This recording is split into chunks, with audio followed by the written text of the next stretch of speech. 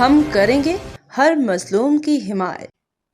السلام علیکم، میں ہوں حورین فاطمہ اور آپ دیکھ رہے ہیں حمایتی نیوز HD چینل۔ نظر ڈالتے ہیں آج کی اہم خبروں پر۔ ملیر پولیس کراچی 19 مئی 2026 غلام مصطفیٰ جٹ کی report. SSP Malir doctor Abdul Khaliq کی زیر صدارت ملیر آفس میں ایک اہم اجلاس منعقد ہوا۔ اجلاس میں SP ملیر، SDPOs، SHOs نے شرکت کی۔ اجلاس کے دوران تھانے داروں کی جانب سے جرائم کے خلاف کی گئی کارروائیوں، ملزمان کی گرفتاریوں اور مجموعی انفرادی کارکردگی کا تفصیلی جائزہ لیا گیا۔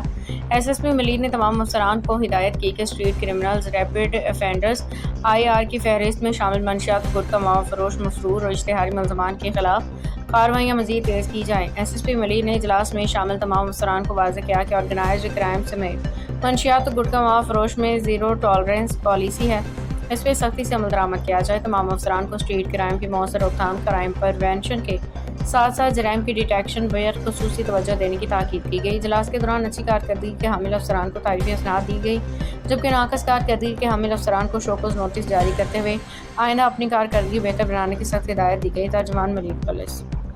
باخبر رہیے ہر جگہ ہر وقت، جانیے ملکی و غیر ملکی حالات و واقعات یقین کے ساتھ۔